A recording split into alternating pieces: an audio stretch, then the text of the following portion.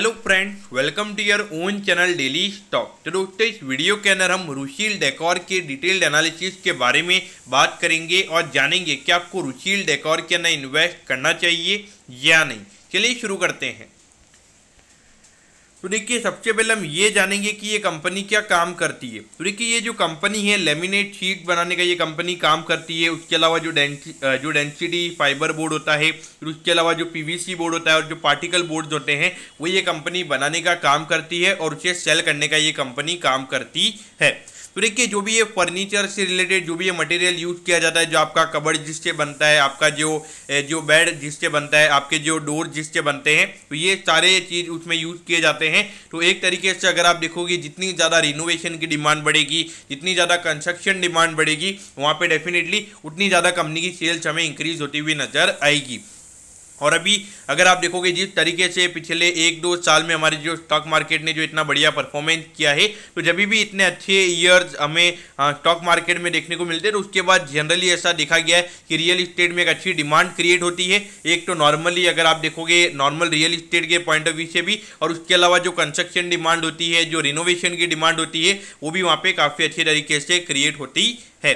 तो ये उस पॉइंट ऑफ व्यू से अगर आप देखोगे पिछले 5-6 साल से ये जो पूरा एरिया है ये स्ट्रगल कर रहा था, और अभी यहाँ पे थोड़ा सा अगर आप देखोगे तो इस सेक्टर में रिकवरी आई है। लेकिन अगर आप देखोगे अभी फिर से जो इंटरेस्ट रेट वाला सिनेरियो अभी डेवलप हो रहा है, जो पूरे ग्लोबल स्लोडाउन की बातें यहाँ पे चल रही है, तो वहाँ पे थोड़ा सा इम्पैक्ट यहाँ पे कंपनी के ऊपर पड़ सकता है। अब अगर हम यहाँ पे कंपनी के कुछ डेटा पॉइंट के बारे में अगर हम बात करेंगे, तो लगभग 800 करोड़ के लगभग का मार्केट कैप है इस कंपनी का। और उसके अलावा अगर हम देखेंगे तो इंडस्ट्री का पी यहाँ पे अराउंड 21 टाइम्स है, और ये कंपनी अराउंड 36 के पी रेशियो पे ये कंपनी अभी ट्रेड हो रही है। लेकिन ऑल ओवर अगर हम देखेंगे, मैं आपको चीज़ें बताऊंगा तो वहाँ पे आपको पता चल जाएगा कि इस कंपनी का भी जो वैल्यूएशन का नंबर है वो अराउंड 20 से 25 टाइम्स का ही हमें यहाँ पे नजर आता है।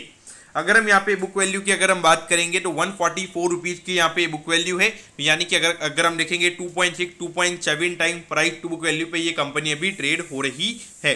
तो वैल्यूएशन पैरामीटर्स पे अगर हम देखेंगे तो इतना ज़्यादा एक्सपेंसिव वैल्यूएशन नहीं है। लेकिन अगर हम डेट की बात करेंगे, लगभग 420 करोड़ का कंपनी के ऊपर डेट है, और लगभग 1.46 का कंपनी का डेट टू इक्विटी हमें नजर आता है। यानी कि अगर 1 रुपये की इक्विटी कंपनी की है तो उसके ऊपर 1.46 का कंपनी ने डेट लिया हुआ है। तो देखा जाए अभी जो ये इंटरेस्ट रेट वाला सिनेरियो है ये जो डेवलप हो रहा है, तो यहाँ पे कंपनी के जो इंटरेस्ट पेमेंट थे वो यहाँ पे इंक्रीज हो सकते हैं। और अगर इंटरेस्ट पेमेंट कंपनी के इंक्रीज होंगे तो डेफिनेटली वहाँ पे जो नेट प्रॉफिट का नंबर है वो कंपनी का डिक्रीज हो सकता है। और अगर वहाँ पे रेवेन्यू के नंबर्स कंपनी के 10 से 15% से गिर जाते हैं तो ये कंपनी हमें लॉस में आती हुई भी नजर आ सकती है।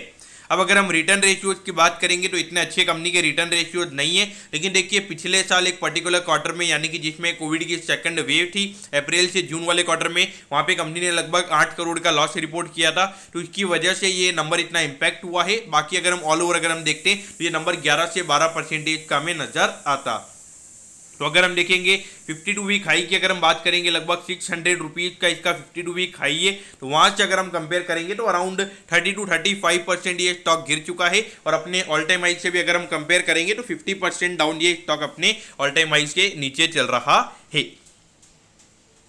तो अगर हम यहाँ पे फिनेंशियल ट्रेंड के बारे में अगर हम बात करेंगे तो देखिए, यहाँ पर 19 से 20 में काफ़ी अच्छी ग्रोथ हमें देखने को मिली थी। फिर उसके बाद में 2021 में जो कोविड आ गया था, जिसमें 6 महीने तक कोई बिजनेस वगैरह नहीं हुआ था। लेकिन फिर भी एक छोटी कंपनी होने के बावजूद यहाँ पे थोड़ी सी यहाँ पे रेवेन्यू का नंबर नहीं गिरा था, और प्रॉफिटेबिलिटी यहाँ पे थोड़ी सी गिरी थी। लेकिन ऐसे बुरे टाइम में कंपनी लॉस में नहीं निकली एट दी एंड में, वो यहाँ पे हमें काफ़ी अच्छी बात नजर आती है। और अगर हम पिछले साल देखेंगे तो काफ़ी फिनोमिनल ईयर ये कंपनी के लिए रहा था। अब कंपनी ने मोर देन 600 करोड़ का रेवेन्यू रिपोर्ट किया था, जिसमें से आपको पता होना चाहिए कि एक क्वार्टर में हमने कोविड की सेकंड वेव देखी थी, जिसकी वजह से इंपैक्ट पड़ा था, और वहाँ पे कंपनी ने 8 करोड़ का लॉस भी रिपोर्ट किया था। उसके बावजूद भी यहाँ पे कंपनी ने 22 करोड़ का प्रॉफिट रिपोर्ट किया था। तो अब अगर हम एट दी एंड यहाँ पर अगर हम कंपनी के कुछ रेवेन्यू के नंबर्स की अगर हम बात करेंगे तो देखिए 84, 89, 86, फिर उसके बाद में 76, फिर जून 2020 में कोविड की फर्स्ट वेव आ गई थी, तो उसकी वजह से ये इम्पैक्ट पड़ा था। फिर उसके बाद अगर हम देखेंगे सितंबर 2020 में काफ़ी अच्छा रेवेन्यू का नंबर था।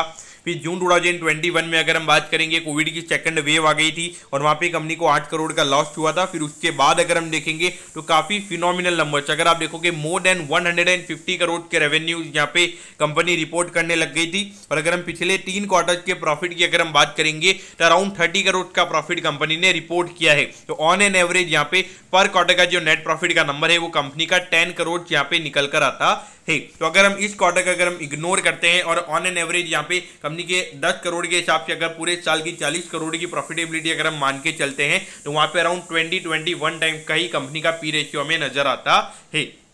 तो यही पॉइंट मैं आपको बता रहा था कि इसकी वजह से ये जो पी रेशियो का नंबर है ये इतना हो सकता है।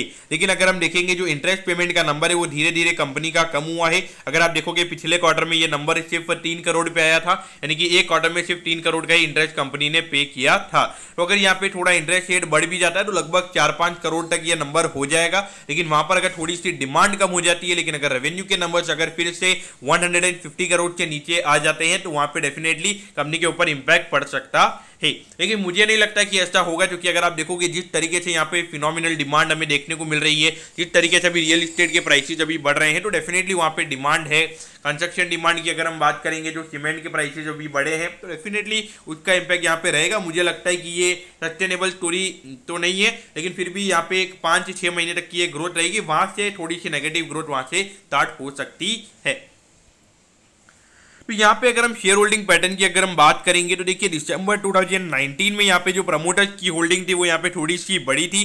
फिर उसके बाद अगर हम देखेंगे तो प्रमोटर्स ने दिसंबर 2020 में अपनी होल्डिंग को बढ़ाया था। फिर उसके बाद में मार्च 2021 में फिर से प्रमोटर्स की होल्डिंग कम होगी और जून 2021 में भी प्रमोटर्स ने अपनी होल्डिंग को कम कर दिया था। तो एट दी एंड अगर देखा जाए तो कभी ऊपर कभी नीचे, तो ये थोड़ा सा अगर आप देखोगे तो शेयर होल्डिंग पैटर्न इतना अच्छा में नजर नहीं आ रहा है। उसके अलावा अगर हम देखेंगे तो एफआईआई यहाँ पे धीरे धीरे करके लगातार उन्होंने अपना स्टेक कम किया है, तो वो भी यहाँ पे थोड़ा सा नेगेटिव है। कहाँ 11% की उनकी होल्डिंग थी और अभी हार्डली 2.5 से 3% की होल्डिंग उनकी रह गई है। अगर यहाँ पे अगर हम डीआईएच की बात करेंगे तो उन्होंने भी पिछले क्वार्टर में अपनी होल्डिंग को कम किया है। तो एट दी एंड अगर हम देखेंगे जो रिटेल इन्वेस्टर्स है उनकी होल्डिंग हमें यहाँ पे काफी ज्यादा नजर आती है। और एट दी एंड 400-500 करोड़ के लगभग या फिर जो 1000 करोड़ के लगभग की जो कंपनीज होती है वहाँ पे जनरली हमने देखा है कि रिटेल इन्वेस्टर्स की होल्डिंग काफी ज्यादा होती है और धीरे धीरे इनका बिजनेस परफॉर्मेंस ज्यादा होता है, अच्छा होता है और इनकी लिक्विडिटी इंक्रीज होती है। फिर ये हमें म्यूचुअल फंड और उसके बाद में जो हमारे एफआईआई वही यहाँ पे इन्वेस्ट करते हुए नजर आते हैं। तो यहाँ पे मेरे ख्याल से ये थोड़ा सा मिसलेनियस में इसने उसमें डाला हुआ है स्क्रीनर ने, तो उसकी वजह से ये इशू देखने को मिल रहा है। मेरे ख्याल से इसे पूरा इग्नोर करना ही सही रहेगा। इससे अच्छा मेरे ख्याल से सीधा हम यहाँ पे प्राइस के ऊपर ही चलते हैं। तो देखिए पिछले 5 साल के रिटर्न की अगर हम बात करेंगे तो 37% नेगेटिव रिटर्न यहाँ पे स्टॉक ने दिए हैं। तो जब नई नई लिस्टिंग वगैरह, तो नई लिस्टिंग नहीं पुरानी लिस्टिंग है, लेकिन उसके बाद अगर आप देखोगे 60% अपने ऑल टाइम हाई से ये स्टॉक नीचे ट्रेड हो रहा है। इसका मतलब ये है कि लगभग इसके हाईएस्ट पॉइंट ऑफ व्यू लगभग 2 से 2,500 करोड़ का मार्केट कैप इस कंपनी का था और अभी 800 करोड़ के लगभग का मार्केट कैप इस कंपनी का हो चुका है। तो यहाँ पर अगर देखा जाए तो मेरे ख्याल से ये कंपनी आपके रडार पे होनी चाहिए। मेरे ख्याल से अगर आप एक एग्रेसिव इन्वेस्टर है, यानी कि अगर आपका रिस्क एपेटाइट हाई है तो डेफिनेटली यहाँ पे आप इन्वेस्ट करने का सोच सकते हैं। लेकिन मेरे ख्याल से जो conservative to moderate kind of investor है उन्हें अवॉइड करना ही सही रहेगा। अब मैं ऐसा क्यों बोल रहा हूँ, क्योंकि देखिए अभी जिस तरीके से इन्फ्लेशन का नंबर बढ़ रहा है तो जनरली हमने देखा है कि ये जो छोटी कंपनीज होती है ये इन्फ्लेशन का जो नंबर होता है, जो इन्फ्लेशन होता है वो इजीली पास ऑन नहीं कर पाते हैं कंज्यूमर्स को। तो वहाँ पे डेफिनेटली इनका जो रेवेन्यू का नंबर होता है, इनके जो प्रोडक्ट की डिमांड होती है वो आने वाले टाइम पे डिक्रीज हो जाती है। और अगर इनकी डिमांड अगर डिक्रीज हो जाएगी, रेवेन्यू का नंबर नीचे आ जाएगा और इनके बुक में इतना ज़्यादा डेट है तो वहाँ पे इंटरेस्ट पे करने में ही जो मोस्टली इनका ऑपरेटिंग प्रॉफिट का नंबर होता है वो चला जाता है, हार्डली कोई नेट प्रॉफिट का नंबर बचता है। तो इसीलिए आपने देखा होगा कि जब अच्छे टाइम्स होते हैं, जब मार्केट में अच्छे टाइम्स चल रहे होते हैं, सबके पास में पैसा होता है, वहां पे डेफिनेटली इन कंपनीज के लिए काफी अच्छे टाइम्स होते हैं। लेकिन जब ये बुरे टाइम्स आते हैं तो ये कंपनीज ही सबसे पहले अगर देखा जाए तो ये कंपनीज प्रॉफिट से लॉस में आती हुई नजर आती है और जो बाकी की जो बड़ी बड़ी कंपनीज होती है उनके मार्जिन वहां पे और अच्छे होते जाते हैं, क्योंकि उनके पास काफी ज्यादा पैसा अवेलेबल होता है, इतना अच्छा रिजर्व उनके पास अवेलेबल होता है कि वहां पे शॉर्ट टर्म पीरियड में वो थोड़ा लॉस लेने के लिए उनको कोई प्रॉब्लम नहीं होती, लेकिन फिर वहां पे वो अपना मार्केट शेयर इंक्रीज करके जाते हैं। तो इस पॉइंट ऑफ व्यू से डेफिनेटली अगर आने वाले टाइम पे अगर अच्छी डिमांड कंस्ट्रक्शन में रहती है तो एक अच्छा शेयर ये साबित हो सकता है। तो इसीलिए मैं एग्रेसिव इन्वेस्टर के लिए ही यहाँ पे इन्वेस्ट करने का सजेशन दूंगा। तो दोस्तों मैं होप करता हूँ कि आपको रुशील डेकोर के डिटेल्ड एनालिसिस के बारे में सब कुछ पता चल गया होगा। अगर आपकी कोई भी क्वेरीज है आप कमेंट कीजिए, मैं जरूर आपके कमेंट पर रिप्लाई करूंगा। ओके दोस्तों, thank you, have a nice day.